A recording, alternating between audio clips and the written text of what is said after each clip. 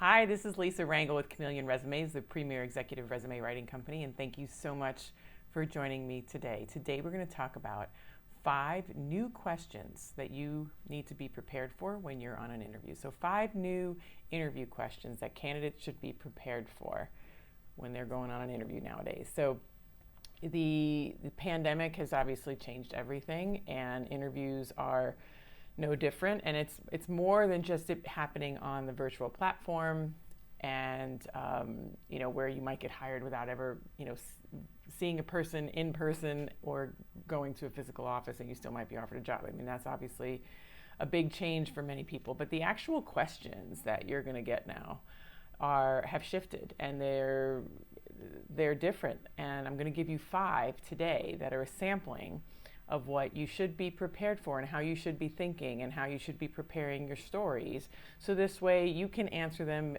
be prepared, and position yourself to be the candidate of choice that they should be extending an offer to if it's the right job for you. So the first question that you should be prepared for is, how are you? If it's a compassionate company, they're going to ask, how are you?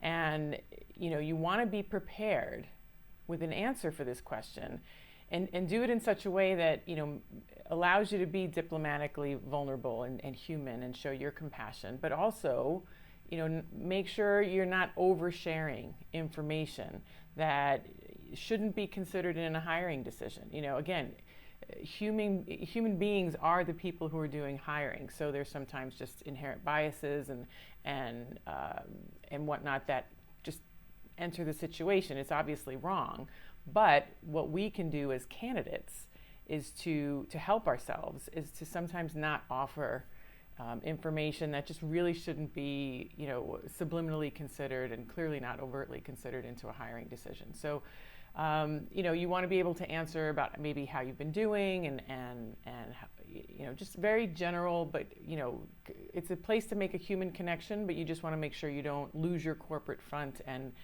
overstep those bounds. So that's a question to practice and be prepared for.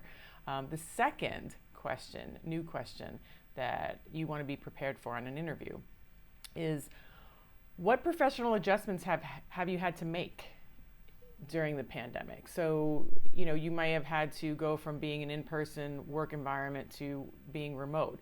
You may have had to go into, your work plant or your office more based on the nature of what you do.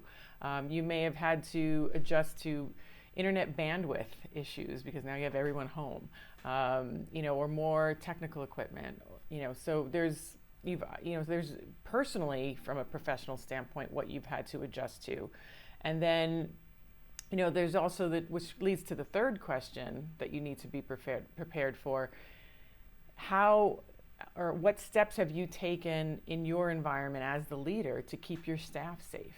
And how have you managed the mental health and the security of your, physical safety and security of your staff? And so this is an opportunity to show the potential employer what you reacted to, because maybe there wasn't an anticipation for something like this in your area, and what plan that was already made for something like this to occur in your area, what plans that were created that were then successfully implemented. And it's, for most companies, it's either a hybrid of both, or you were really taken off guard. I don't think anyone was fully prepared and had 100% of a plan to execute in light of what we all experienced in 2020. So be prepared for that answer. And I think with any of these questions, and we still have 2 more to go, but with any of these questions, I think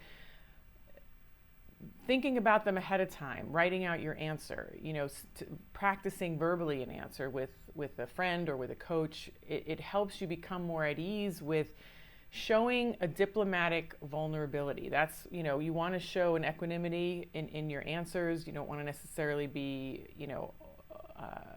very emotional, but at the same time, you want to show that you're human, and that there were difficult parts to this, and this is what transpired, and this is how you reacted, and this is what maybe was anticipated in your area, and you were able to implement that plan.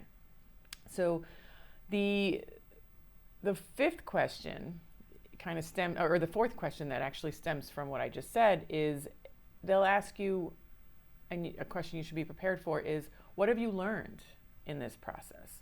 And there's a few different angles with that. You can take a completely business approach and use it as a business case study answer.